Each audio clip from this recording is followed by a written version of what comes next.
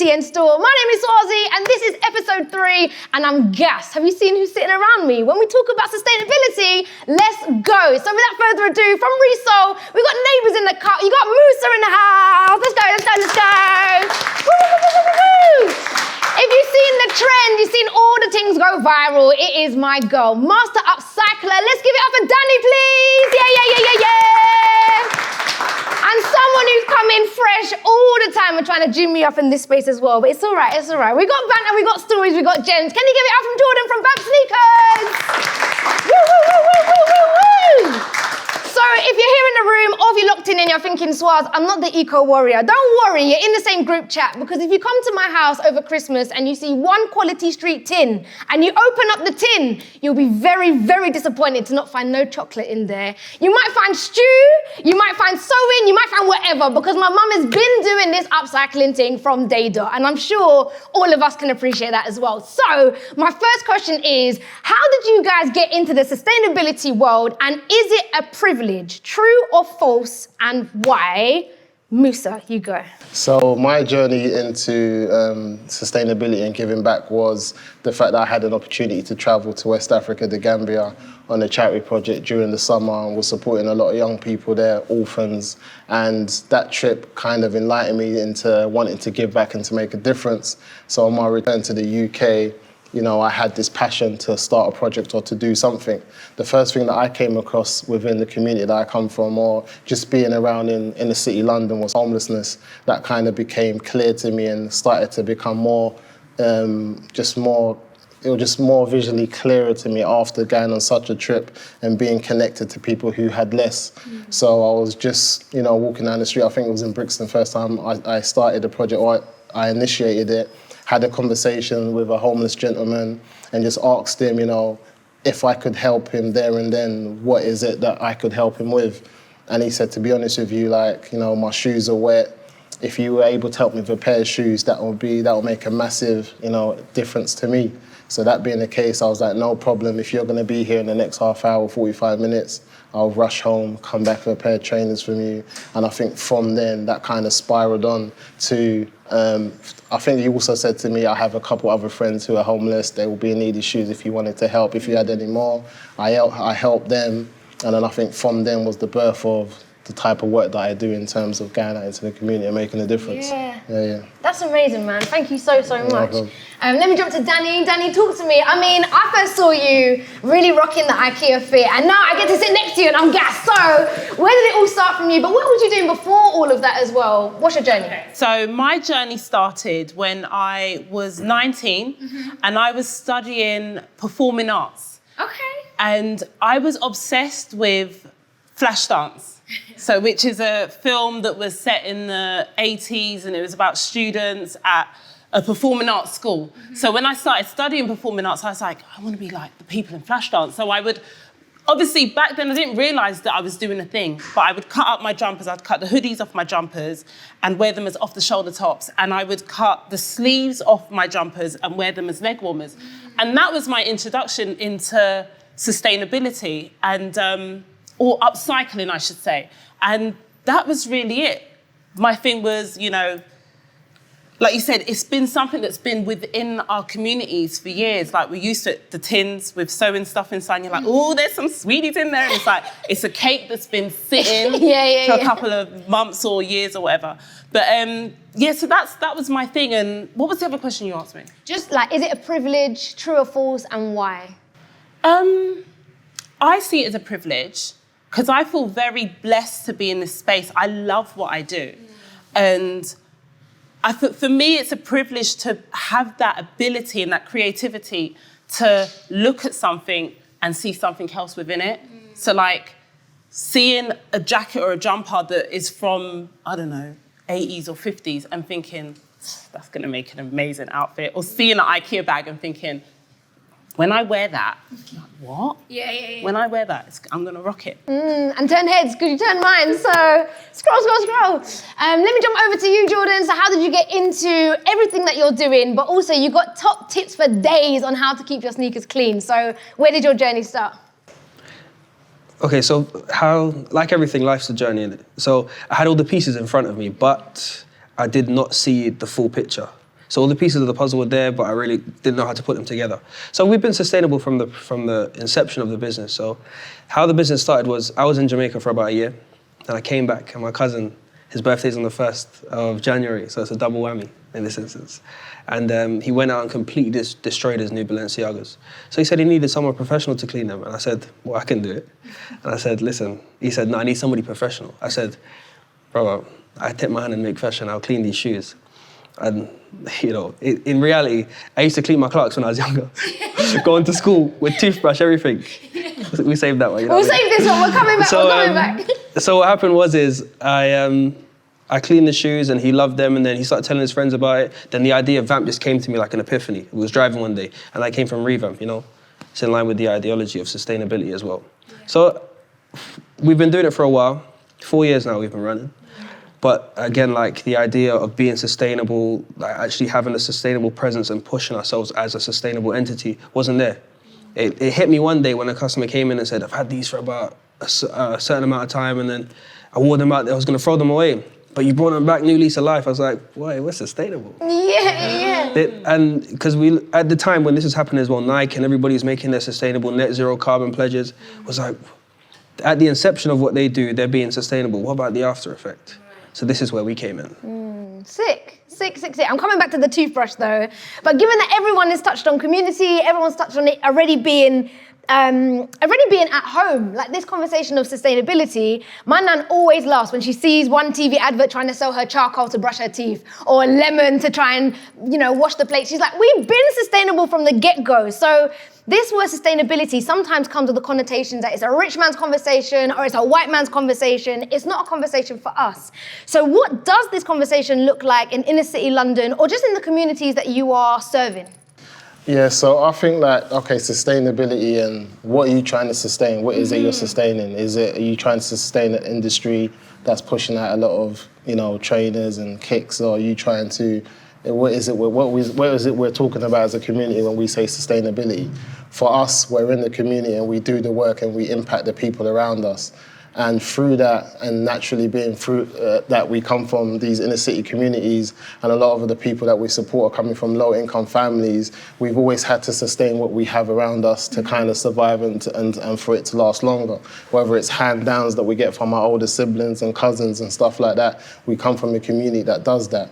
It just happens to be that I've come into an area where there's a lot of wastage. You know what I'm saying? There's a lot of people who are buying a lot of kicks and sometimes are not making the most out of it or making the best impact or the best like shopping choices. So a lot of the time you might see something and we have the privilege to be able to sometimes buy what we don't need, right? So a lot of people, especially here as well in the UK, that people come to find, or sometimes if I'm abroad, especially in Africa, if I tell people that there's homeless people in the UK, they're like, you're lying, stop making up these stories. There's no such thing. And then on top of that, if I tell them that when I'm doing outreaches in central London or in the cities, I find people, you know, barefoot with no shoes on for like periods of like 2 weeks. Like I come across an individual who, example, was traveling the tube line from one end to another end to keep warm. And we had someone message us on our social media account that I've come across a homeless person and he's got no shoes and he's on the train up and down. But later on that week, we were doing an outreach and we came across that same person because I said to him, so what have you been doing for the last week? He says, I just stay on the train and keep warm. And I'm like, so how long haven't you had a pair of shoes on? He said, it's about 6 days now. And I'm saying, so what's been the reception with the people that you meet? And they're like, a lot of the time people are just afraid to approach me. They think I'm crazy, I'm mad. But the reality is I went to sleep one day, woke up and my shoes were gone. And they were stolen from another person who's in the same situation as me, who's homeless. So what that allows us to do as an organisation is to come in and to work with people within, example, the sneaker culture, the footwear culture, who understand that they are buying a lot of products but also want to make an impact and want to make sure that the impact that they make actually goes to people that need it. We've managed to be able to put ourselves in that position and to be able to help. So for us, again, it's that same method of just handing down things that we no longer need to people that do need it, but to also understand that both can kind of work within the same space. You can enjoy fashion, and enjoy the products that you buy, but also just be more thoughtful in the process of where they come from, who they go to, and what happens to your trainers after you get rid of them. And I feel like I never used to think much about plastic bags until we started to have the conversation. Now I refuse to take one when I'm in a shop. Like if you're going to charge me for it, charge me for a paper bag, but don't then charge me for. So now I refuse to take plastic bags, whereas before it was never a thing to me. Do you know what I mean? So I think it's also allowing ourselves to get used to the idea and understand the idea. And even to the point, if we look at like a government level where I feel like shops and, like high street supermarkets and stuff are more pressured not to throw away things that, are just gone off the sell-by date just by a few days, and to work with local soup kitchens and to make a difference. And I think our organisation, we've been able to come in and be in that same space where we can give people an option and give, the brands an option to say, okay, cool, how are we going to deal with this wastage? It's not making sense. It's not adding up. So for me, sustainable is just about, creating those paths for me, because I'm at the grassroots. Yeah. We can talk about the fact that, we want to clean our shoes and we want them to last longer. But at the end of the day, as fly as these kicks are, they're only here to protect the feet that wear these shoes. And I feel like to protect those who don't have or go without, for me, that's the best way that we can sustain what we're trying to do as a community with the support of everyone else and just being more thoughtful. So for me, it's really grassroots. It's not really how we get, what materials are we going to make this product out on. First and foremost is how are we going to stop maybe wasting by overbuying and just throwing them away and not thinking where they end up. And then I think it allows me to have that conversation later on in terms of what are they made of, what are they not made of, and how can they be more biodegradable and stuff like that. Coming over to you, Miss Master Upcycler, I'm sure there was a lot of hand-me-downs, a lot of things that you saw your family upcycle. So when we talk about reclaiming the conversation, where does that land for you? So I love the word hand-me-downs, and I think it's something that it's not cool. The word sustainable is cool, but hand-me-down, second-hand, we use words like thrifted now. No, it's second-hand, it's hand-me-down. And when I was 16, maybe 16, 15, 16, I was taking my sister's stuff, and she was getting vexed, and I was like, I've been getting your stuff all these years. And I think it's, I think Moosa said it, it's you know that you're getting something, whether it's cousins, it's your siblings. My daughter gets my goddaughter's stuff. When my best friend says to me, got a package for Kylie, I'm like, oh, bring it. And I'm like, make sure that top that was in there before or that I saw her in a couple months ago is in there because thank you, we need that. And I just think it's a great thing and it is part of the community. And whether it's a case of, it's not even a case of it being something about always not having enough money or whatever.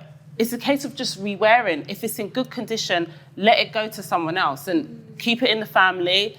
Now I've got a goddaughter, so when it doesn't fit my daughter anymore, I'm like, right, this is third, you're now getting this. Right. And I think it's a great thing. I think it's great to just pass it down. Let's take back the words that was part of our community and not make it feel so nasty. Yeah. I'm handing it back down. Yeah. Keeping it in. And even to merge what you both said about value, right? You were saying about buy valuable things, but keep things valuable. By the time it gets to all of the care and the repair, surely it's an easier way to care for things because you've been making sure you've kept something in good condition. So going back to the toothbrush then and care and repair, what are some of those tips that are just easy to do that everyone can do? It doesn't need to be a conversation that feels far away. It's very close to home. Wear them responsibly. That's first and foremost. Wear them responsibly. But what does that look like? What is responsible? Because you're talking about your cousin going Balenciaga ham on the 1st of January. So. No, but he can afford to do it. Oh, okay. And so you can afford to do it now because we're here. Mm-hmm. The fact that there's a presence that there's expertise who know what to do with shoes. Right. They understand the anatomy of the shoe. They understand how to remove things, experience, stuff like that. It's look at the old school New York spit shiners.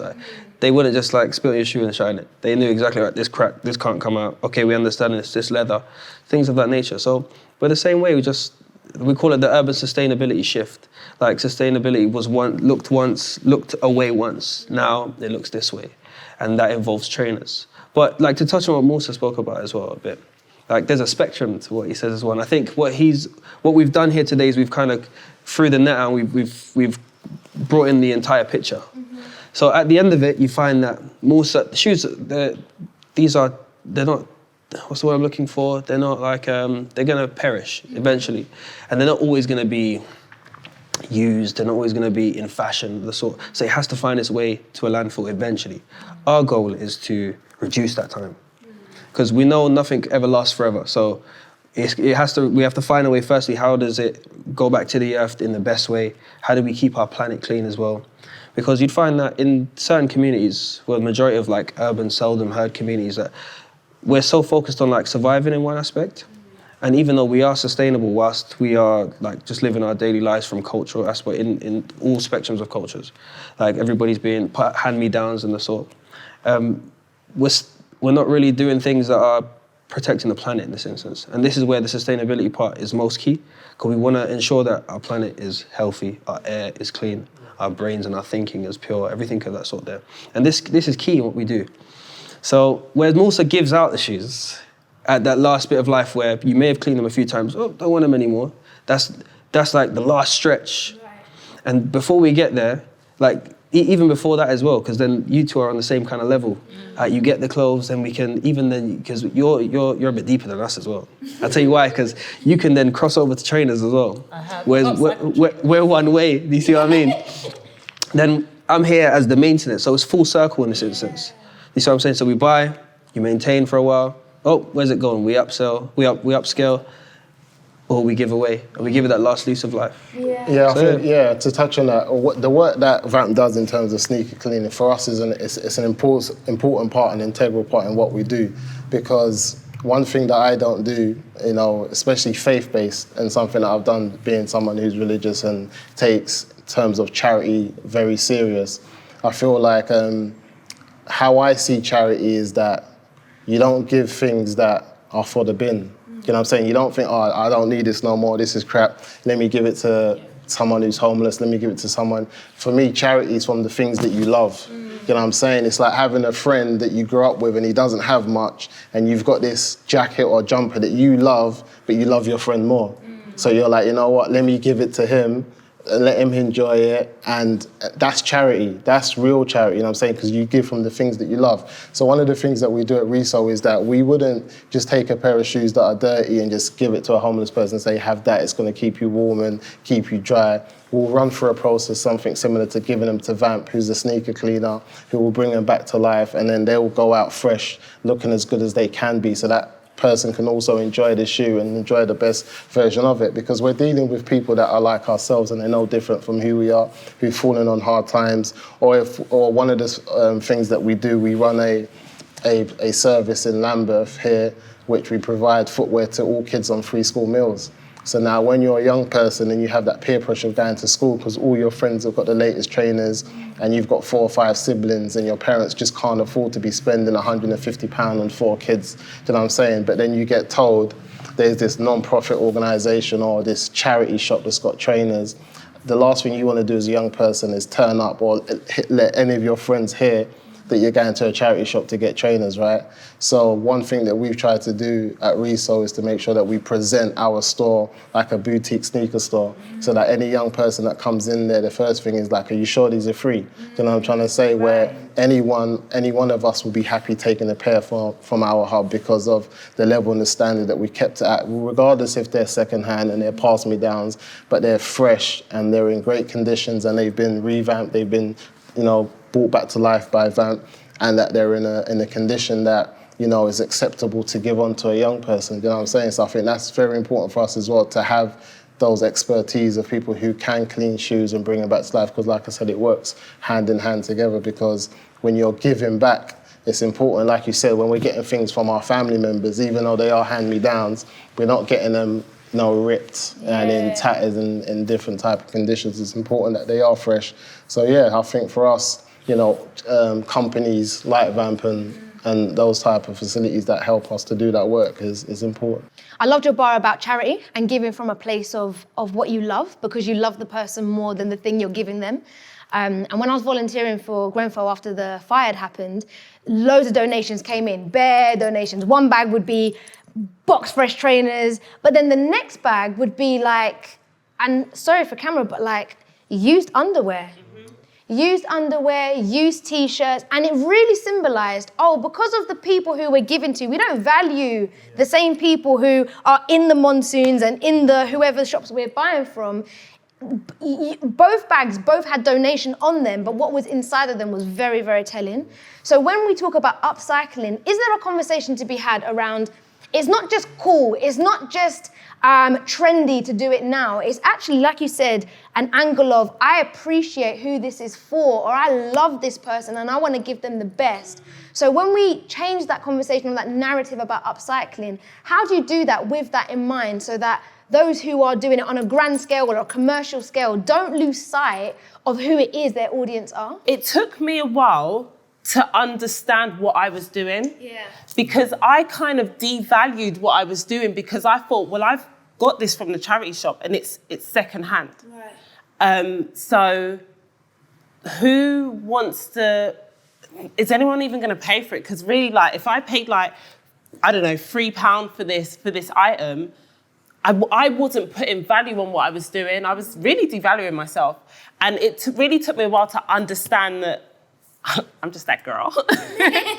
And it really, it's the energy that you put into something, and it is the love. There is a love that goes into, for me personally, when I'm upcycling something, and even I could imagine when you guys are doing when you're cleaning trainers, there's a love that goes into it.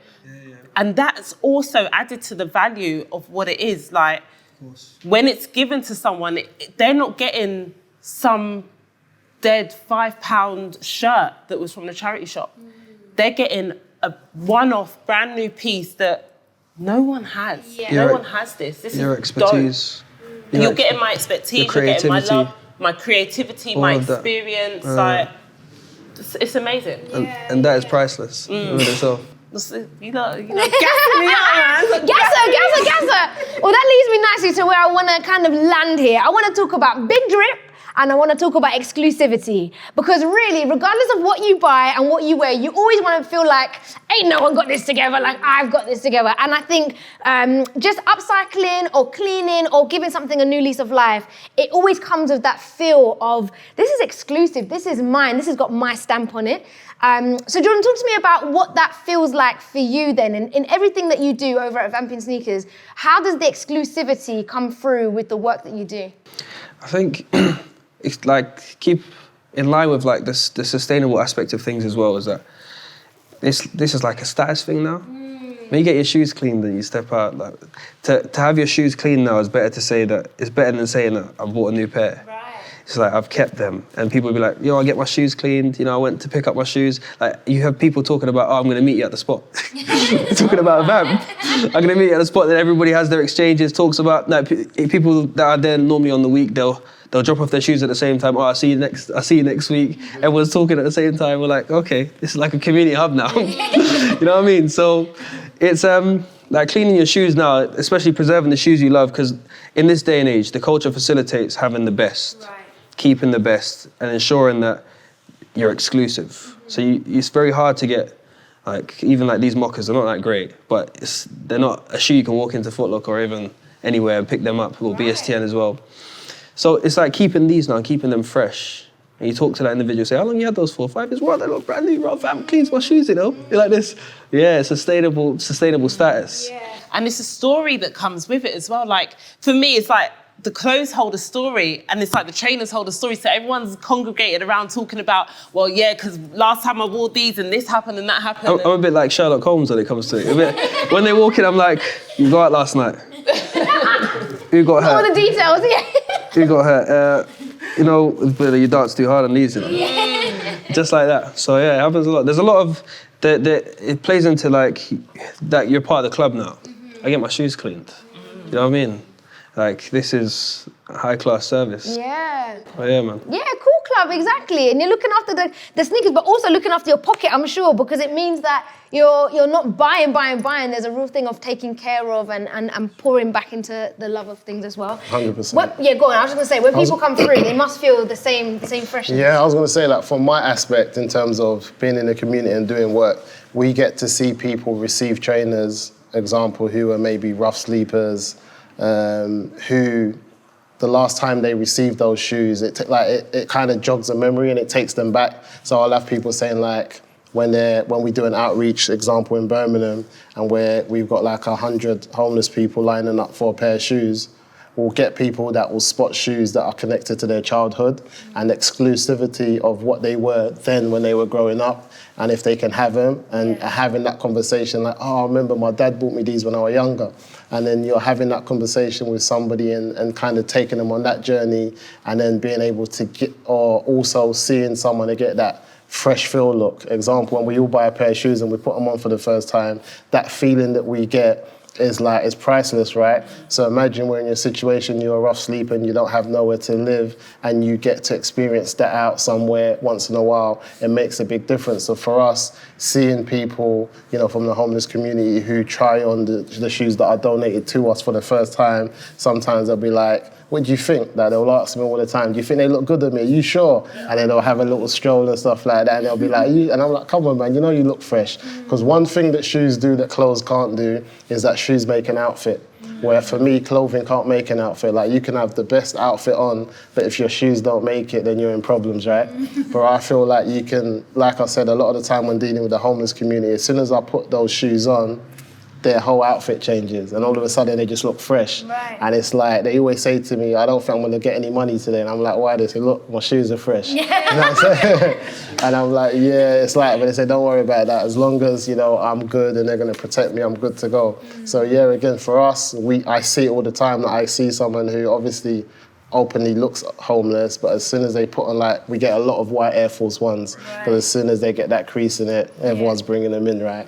But they're fresh though, they're fresh to death, I'm not gonna lie. So as soon as they put them on, it's like, they just transform into something else. Yeah. I heard that last week where the guy came in and he put on his new Air Forces, he was over the moon. Yeah, he was over the moon, and we get that all the time. So for me, that's one of those things that I experience on a day-to-day that kind of gives me that purpose of what we do and what we're trying to do. Is that sometimes, because it's difficult, I think sometimes it's very easy we kind of make it look easy in terms of how we have this network of giving shoes out. But sometimes it's difficult. You're waking up early mornings to travel to Manchester, to travel to Birmingham, to kind of commit to the work that you're doing. And sometimes it's cold. Man United lost 7-0. I just don't want to get up. It's crazy. But I've got to go. And then sometimes when I get there and then I see the smiles on the faces, I'm like, this is what it was about today. It's not really about anything else. Yeah. There's a lot of chat around purpose and dignity and love, and that is just so beautiful. So I want to know, what is your number one sustainability top tip? But it's also your favorite top tip, because anyone can go on these websites and you can see top 5, top 10, But when you look back at your own journey and where you have come from and the things that you do, for the audience who are watching, is like, all right, I want to be like you, Spider-Man meme. What is your number one favorite sustainability top tip? Dani, I'll come to you. Okay, so my number one sustainability top tip is do what you want.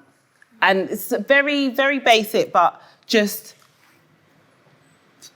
everyone's gonna have an opinion on, so my whole thing is clothing. So I know we've kind of talking about footwear, but I'm clothing. So when I talk to people about sustainability, and when it comes to whether it's shopping secondhand or upcycling and taking something and making it something new, or shopping, going to the charity shops, know your style and do what you want, because there's always going to be someone to say, that doesn't look cool, that looks old, that looks like your grand's curtain. If that's your style, own it, do what you want, because there are those who will love it too. Exactly. I was just going to say. No one cares, and if they care too much, then that's their business. That's a them problem. So just kind of own your style and do what you want, and really just go for it. Yeah. And don't be scared to try anything new. Yeah. Nice. Jordan? It's a well kept secret, actually. but we sweat most in our feet. Now, the reason why our shoes don't last as long and they start wearing out is because we sweat so much in our feet. Just dry them out at the end of the day, make sure they're in a nice, cool place. If you can clean them out a bit. The inside of your shoe doesn't take much care. You can use like fairy liquid and a brush. Just make sure you dry that shoe out at the end of the day, put something inside to keep it. I know everybody's looking gobsmacked, it's a real thing. But say, for example, someone really struggles with Smelly feet. sweaty feet. So what's the go-to tip? What are you putting inside that? How are you getting that smell out? Because that smell is... You just keep cleaning it with like the fairy liquid. If you've got your little Febreze, you can throw it in. This is like your at-home sustainability stuff. Things of that nature. But we sweat most on our feet. The reason why shoes don't last as much is because of the fact that our sweat is just breaking down little by little every day. But yes, nobody really knows this. But yeah, I've put the hours in the research on this one. Yeah. No, we appreciate it. So the toothbrush and the Febreze and the sweat. It gets out the dust fast. And it what? It gets out the dust fast. The advert is coming through. We have to cut this one out. This is the teaser. So, Moosa, what about yourself? Your number one sustainability top tip? I would say number one, like I think it's between like making better shopping choices but I would say connecting with your local shelters, like know your community better. Don't just cut through the community and put your head down. You don't know who's in need, who's not in need. Like understand and have a better community. Understand who your neighbours are. I grew up in an area where I always say this to people, like my neighbour will borrow sugar and ketchup. You know what I'm saying? They'll just knock the door. Who is it, Mum? It's Lynn from next door. They want some ketchup. I'll go and give it to them because the shop's not open, or they'll do it, or they'll bring it back. And that was just like, and I grew up in the 90s, and I'm thinking to myself, like, we need to understand who our community is, because a lot of us, we all live in communities, and I think we know the kid next door that can do with our trainers, that can do with our jacket, that can do with our top. But more time, if we're all strangers to each other, no one's really talking and conversating, then you're not gonna notice these things. You're not gonna notice that the kid's jacket is ripped and it's not in the best condition and his mum's struggling, and you've got a load of jackets in your house talking about, I don't know who to give this to, and like you're in a block full of like 100 people, 50 people, 40 people, whatever it might be, or in the street, and you're not making use of your community and understanding who people are. So I'll just say understand and know who's around you, because I think there's a lot of ways for us to kind of make use of what we got in a much better light if we just understand who's in need and who's got and who doesn't have within the people that we live and surround ourselves with. So many top tips, so many gems all the way through, but we love to do this on this episode. We love to open up the conversation to the audience here, so we're going to open it up for a time of Q&A. Yeah, something that seems very clear from all of you guys is that you're very self-aware. I just wanted to know like how that has contributed to your everyday sustainability and the way you show up in your industries. Nice. Yeah, for me, I would say that being in the work that I'm in and the work that I do, I feel like you just get those guilt trips, right? So like now I find it even difficult to buy as many shoes as I used to. I find it difficult to part with my money just for the sake of it, or just because I think it might match an outfit. I'll rather use it or just rewear another pair that goes with it. And I feel like I've got to the point in my life where I have the least amount of trainers I've ever had.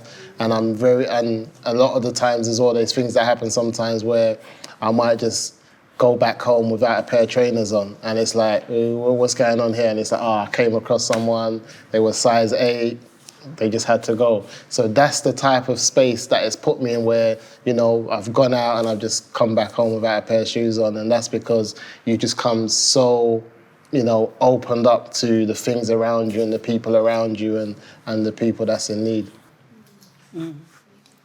I'm very conscious of the way I consume like fashion and footwear. And I don't, whereas before, like I would literally, I need something, I'm going out, I need a new outfit. Not like that no more. And even buying secondhand, I would say 90% of my wardrobe is secondhand. I haven't shopped in high street. I'm not even gonna put years on it, but it's years. And I mean, I find fashion quite boring. Like I find current fashion trends quite boring. And I'm just not interested in it. And my children see that as well. It's like, it is passed down to the generations. Like, my daughter is happy if she comes charity shopping with me, she's like, Mum, can I have that? Or I'm gonna go over there and go and pick my outfits.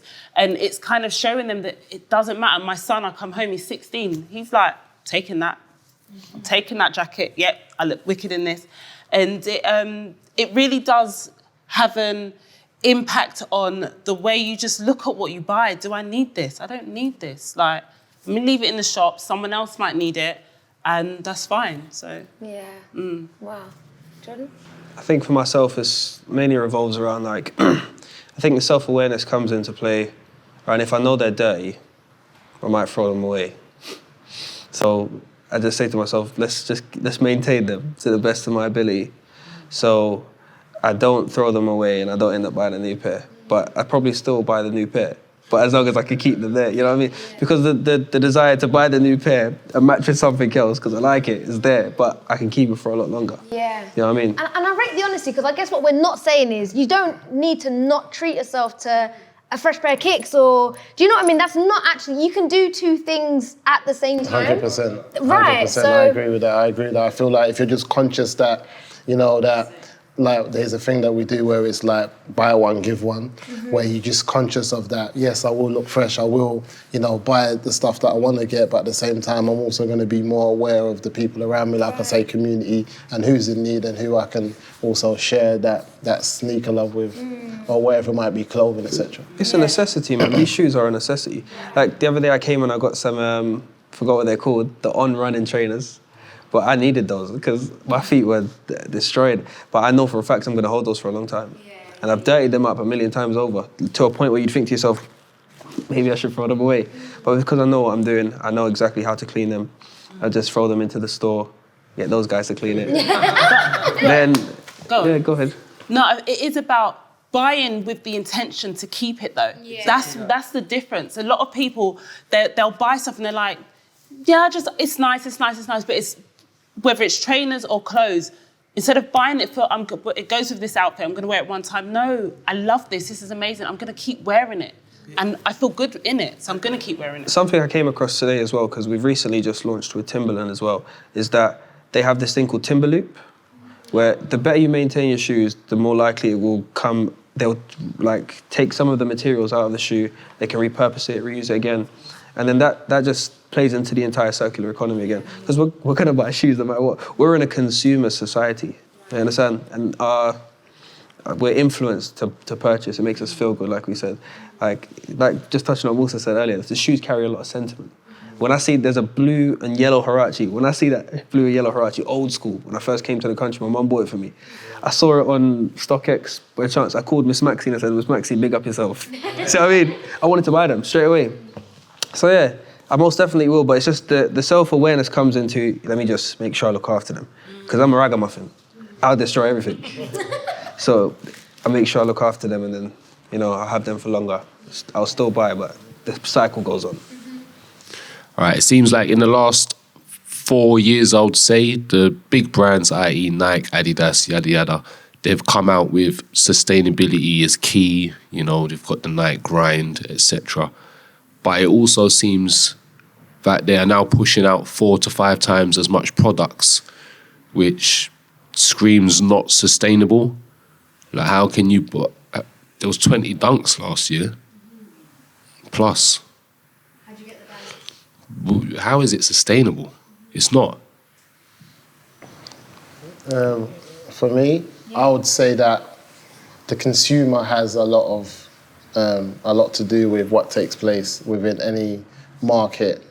And I feel like unless we understand the power of the consumer and that they wouldn't make shoes at the rate that they're making it if we weren't prepared to buy it at that rate, if we don't have more conscious and we don't make more conscious decisions in terms of what we buy and what we don't buy, then I feel like sometimes, and this is why one of the things that we like to do is like, we like to work with the brands and not against it, because we understand the two spectrums and we understand the two sides of what the consumer's trying to do and what the brand's trying to do. But I feel like the brand will be happy to maybe use more sustainable, you know, materials that maybe that your shoe doesn't last longer and it's not as strong as it used to be 10, 15 years ago, but you as a consumer then going to be happy with your shoe deteriorating at a faster rate, but then also being able to be reused again to make that shoe again to be pushed out. And I feel like sometimes as consumers, we get these new trainers that come out from all the big brands, and we're the first to say they don't make them how they used to, the materials are not well, it's just rubbing out and stuff like that. But at the same time, they're trying to look for these materials that are a bit, the way I look at it, that are easier to recycle, easier to kind of reuse again. So I feel like us as consumers, we have to be prepared to maybe take a hit on the quality of shoe that's coming out, but then to understand that there will be less of it at a lesser quality, but then that shoe will be able to be recycled and for us to wear it again in a different type of product or whatever they might pull it in. So I feel like there's a balance, but then at the same time, there's over 25 billion running shoes that are made every year, enough to go around the planet 300 times. So like for us, when we're talking to young people, we visualize stats that they can see. So if I tell the young people there's enough running shoes made every year to go around the planet 300 times, they understand that, rather than if I tell them there's like 10% or 15% of 25% of whatever your material. Yeah. They're like, well, what's all that about? So we try to make things that are visually able for them to understand, so then they can feel, oh, that's a lot of shoes. So then we try to tell the young people, well, these shoes and brands, they kind of make these products with you in mind. Mm-hmm. So if you're more conscious in terms of what you're prepared to buy and what you're prepared to accept, which is done in your name, then they will listen to you. So I think we just got to be more conscious as a group and as a people and understand what we're doing, because everybody's fresh, everybody likes to look fresh, but are we really thinking about what that entails and how that looks like? Because, like I said, they won't make these amount of sneakers if we're not prepared to pay for them. Yeah. And that's a great question, actually, because I think it ties into like big brands, sustainability. How do you marry those things up? Even the other day, Mother's Day, I'm trying to do Fenty for the mum. And she said, oh, you have to bring the lipstick case. I said, huh? She said, oh, you have to bring... I said, oh, that's brilliant. That's clever. So when you're talking to big brands, the conversation must be much further along than when it was. But what are some of the things that they're really hot on that you're like, duh, this is obvious? I'm gonna let you speak first. There's a few things, actually. But everybody's starting to realise it as well. They're starting to realise the power of just like offering an added value service like trainer cleaning. Yeah, exactly. So they're just starting to realise, okay, we can offer like a almost insurance-like service to our customers. They can come back and get their trainers cleaned. Like we work with Axel Regal, and Axel Regal has a sneaker cleaning church that we do. There's like 100 people lined up outside in winter, summer and rain, ready to get their trainers cleaned just because it's free. That then drives footfall. People love coming and they love the fact that they're getting a new lease of life on their shoes. And you'd think prior to this, hold on. Why weren't we doing this 100 years ago? Why weren't these companies partnering with these people? Do you see what I mean? So there are a lot of things that come into play, but I think at the core level, it's just about bridging the gap in it, just bridging that cohesive gap with how we can work together. Because it's not always clear. And again, but it does become clearer with time, culture, and everything in the sort. There are a lot more brands that are listening to the consumers. So, like you said, they're trying to throw sustainability at us, but they're making so much more of it. And exactly what Moosa said, it is about us as consumers learning how to consume. And I think they're seeing that, and they know that sustainability is such a buzzword. So they are doing these things like, bring this and you get that back. Mac's been doing it for years. When you bring back 7 cases, you get a free lipstick. Right. I know Levi's is big on this stuff as well now, like bringing stuff back. Zara, even Zara is doing things like that. Like you can bring your clothes in and get them upcycled. So they're listening, but there's still so much of the conversation that needs to be had. Yeah. And I think it starts with us as the consumer, and it is about buying less. They'll make less if we buy less. And just buying what you need. Yeah. Buying what you need is the key. I'm a bit more controversial in I'm going to sound like a capitalist in this instance, like a full-blown one. But we know society is kind of like consumer-based, and when the people have their mindset on something, it's very hard to change that unless it happens in the news and everything of the sort. But we've always been on this trend of buy, and think about it. And I don't think that's going to stop for now. I think the best thing we can do is just make do with what we have and just come up with the best tools to manage those things. Yeah. So it's like answering your question earlier, is like from my standpoint, is that even though they're releasing more, it takes how obviously cost of living, everything going up, so we have to become a lot more sustainable. Yeah. But they also have to pay their employees and pay more and then produce more and also think about reducing their carbon emissions, because the premise of us being sustainable in reality, because we could buy all this stuff, but where we're going to put it? It's going to end up on the road eventually. Then it's going to end up in a landfill. Then it's going to end up harming our environment. So for me, I'm always looking objectively, even though they're producing more, it's just we have to use our tools. Like now, us as the individuals in this room now, how can we be more sustainable and manage those things? Because we're not going to be able to stop it. That's one thing. They're going to increase, and the population's increasing. And TikTok culture, these children, they want Moncler jackets when they're 5 years old. So these things have to happen, and they're gonna meet the demand because it's money driven, and I'm right behind it. I'm joking. No, he said, I'm joking. Bring them For the purpose of this episode, he is joking. Thomas, thank you so much for that question. Okay, so listening to the conversation today, I've noticed that there's been a lot of head nodding, and obviously you all provide different services. I feel like sustainability is in its infancy. So what's the biggest takeaway from what each person said today, and what do you feel you can add? Nice. Moosa, this is your opportunity to gas Jordan. He's been waiting for this moment. He wants you to gas him. Yeah, so like for me, like I said, I'm very grassroots in what I do in terms of impacting community and people that don't have much or don't have access to some of the services that we have.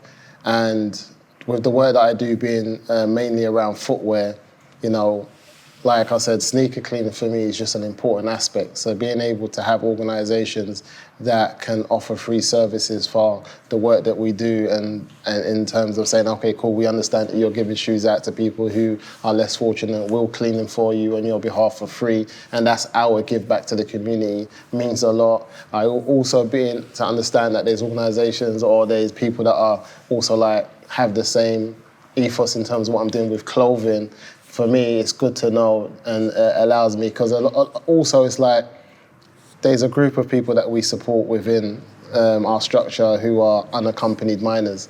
And unaccompanied minors are young people who normally come into the country, obviously unaccompanied, without parents, who end up going straight into college and learning the English language and stuff like that, who sometimes need more than just footwear, but we don't always have the access to get clothing and stuff like that. But for me, things like, you know, upcycling and making clothing and making it look cool is important, because for me, as an unaccompanied minor coming into the country and you don't speak the language, and then you're going into this space of college where the kids are still a bit immature, they've just come out of school, you can't just turn up with donated plimsolls and whatever the case might be, and you've also just come into a new country and everyone's sticking together in their groups and you're just staring in the corner, don't know what's going on. So with us, we're able to give them branded products just to feel part of the society that's so branded. So knowing that there's other organisations who maybe do a bit of clothing that put together that's cool, and also being able to get shoes clean for us is just, it's a full circle, and it's good for us to know, because we're always looking to how we can partner with other people who are like-minded, who are also doing what we're doing, and not just to get too caught up with the big brands, which normally for us is what happens, because I feel like when they come into the community, they connect and understand who's doing what. So I'm so inspired by what these guys are doing, because I don't know anyone anywhere in North West London where they do the sneaker cleaning service and where they do the give back. And it's really inspired me to see how I can bring that into what I do as an upcyclist, and just really, you know, building a community where people can come, parents can come, and we can sit down and we can, you know, mend our children's clothes, do some visible mending. Like, you don't need to be a skilled upcyclist just to kind of have a needle and thread. And it's very mindful as well. So, you know, instead of them having to think about going out and buying new clothes for their child because, you know, they ripped a hole in their jeans, no, we're just going to mend it. It's going to be fine. And one thing that I do is I talk about how parents can, instead of buying summer shirts after when we get to Easter, just kind of cutting the arms and just, hemming it, and instead of having to go out and, buy new ones. But yeah, it's very inspiring. It's about duty of care, learning how to look after what you already have. Yeah. So you guys have really inspired me today. So thank you. There's what we do. We kind of coincides, goes hand in hand. But mainly what I've learned today from Differ, Dani, in this instance, is that I destroy my clothes all the time. I feel like I'm just a very reckless person. I buy a brand new tracksuit as soon as I walk outside. I'll rip it as well. That's me all the time. It's a sickness. Now I know I have to find a patch. I have to find something else that is ripped as well, that I can find. I need to learn how to sew, you know what I mean? Or find someone who is an upcyclist that we can do this, or even just learn in this instance here, and then pass that information on as well. Yeah. But yeah, that's what I've taken so far. I've taken everything from everyone, but it's actually the ketchup comment. Like, that stuck in my head because I love cooking, love cooking. I'll be quick. But rather than go to the big supermarkets and be paying big supermarket prices, I love a market. Take my tote bag from wherever, and go to a market and go and weigh things and make sure you have enough. Because when you said, just buy what you need, sometimes you don't need the big pack or the mass pack or whatever, but inviting people over knowing, all right, you might not be in your cooking bag, but actually there's enough stew, there's enough rice, there's rice at home basically to make sure that everyone's got a plate. So yeah, as long as you're buying what you need and you can make that stretch, and you guys do that across all your disciplines, I'm really inspired by that as well. So thanks, gang. Another huge episode right here from the BSTN London store. But without further ado, can you give it up for my special guest? Can you give it up for Jordan, please? Let's go, Jordan. We've got Dani in the car dropping all the gems. Thank you so much. And last but not least, Moosa in the house. Thank you so much. This episode has been a joy. And if you've got tips and tricks and all the gems when it comes down to upcycling and maybe giving to other people and making sure that your thing is fresh, drop them in the comments. We will love your top tips as well. But until next time, we have been from the south, from the heart, right here from BSTN, and we'll see you very, very soon. Bye. Bye.